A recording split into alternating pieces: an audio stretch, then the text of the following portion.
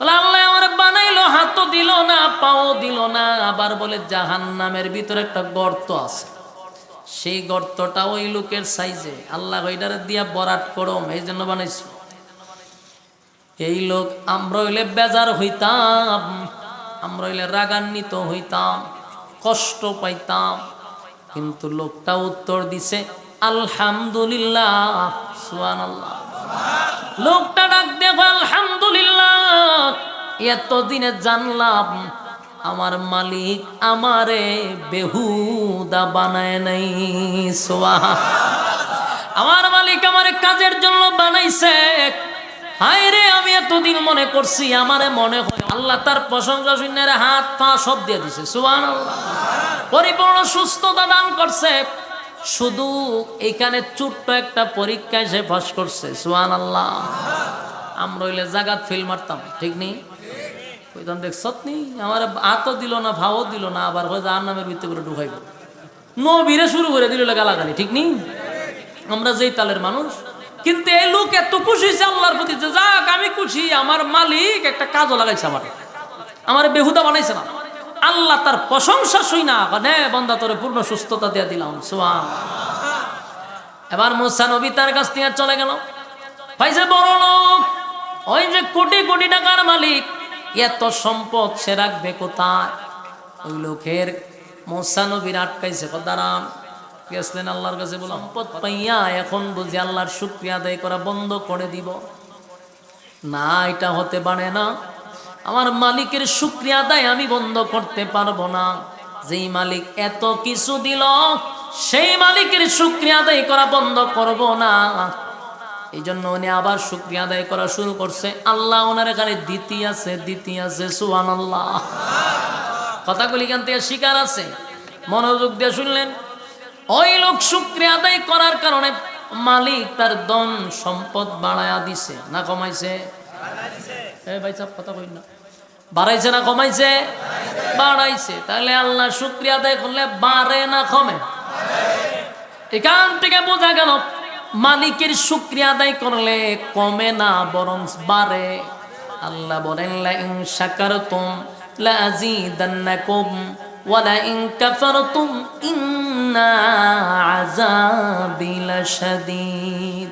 তোমরা যদি আমার শুকরিয়া আদায় করো, নিয়ামত বাড়ায়, আর যদি আযাবি লাশাদীদ, আমি কিন্তু তোমাদের আযাব বাড়ায়া দিব। তাহলে এই লোক কিন্তু শুকরিয়া আদায় করা বন্ধ করে। এবার ৩ নাম্বার, সেই বৃদ্ধা মহিলা যার সঙ্গে প্রথম সাক্ষাৎ হইছে। মহিলা কয়, মুসা পয়গম্বর, দীর্ঘক্ষণ সময় অপেক্ষায় ছিলাম কখন তুমি তুর পাহাড় থেকে আমার কাছে আসবা, মালিকের সঙ্গে কথা বলছ। কি কথা বললা রে? কি আল্লাহর সঙ্গে কথা হইল?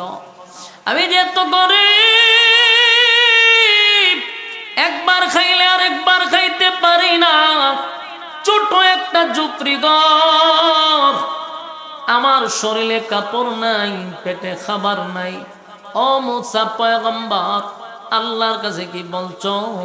এবার মুসা নবী বলেন, মাগো আমি আমার মালিকের কাছে জানাইছি, মালিক বলছে আপনি বেশি বেশি বেশি করে আল্লাহর শুকরিয়া আদায় করতেন। যত বেশি মালিকের শুকরিয়া আদায় করবেন, আমার আল্লাহ তত আপনাকে দিবে, শুকরিয়া আদায় না করলে কমে যাবে। এই মহিলার রাগ উঠে গেছে। মহিলা ভাই আমার দিছেটা কি, তা আমার কি দিল যে আমি শুকরিয়া আদায় করবো? আমার দিলে এমনি শুকরিয়া আদায় করতাম, আমার তো কিছুই দেয় নাই, পেটে খাবার নাই, শরীরে কাপড় নাই, ঝুপড়ি একটা ঘর, আমি বলে শুকরিয়া আদায় করতাম। আমার দিলেন না, আমি আদায় করতাম, দিলেন না আদায় করতাম। এরকম বলতেছে, পিছন দিকে দেহে ঝুপড়ি ঘরটা যা ছিল এটার বাতাস উড়ে লেগেছে। কথা বুঝতেছে? এতদিন তো একটা ঝুপড়ি ঘর আসি, অন ছায়া দেহে পিছনের এটাও নাই।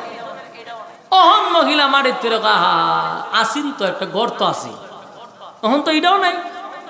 তার মানে তুমি মালিকের শুকরিয়া আদায় করবা তো বেড়ে যাবে, শুকরিয়া আদায় করবা না তো কমে যাবে। কি বুঝলেন? আল্লাহ কাউরে গরিব বানায়, এই গরিব বানায় কি করে? পরীক্ষা নেয়। গরিব হালতে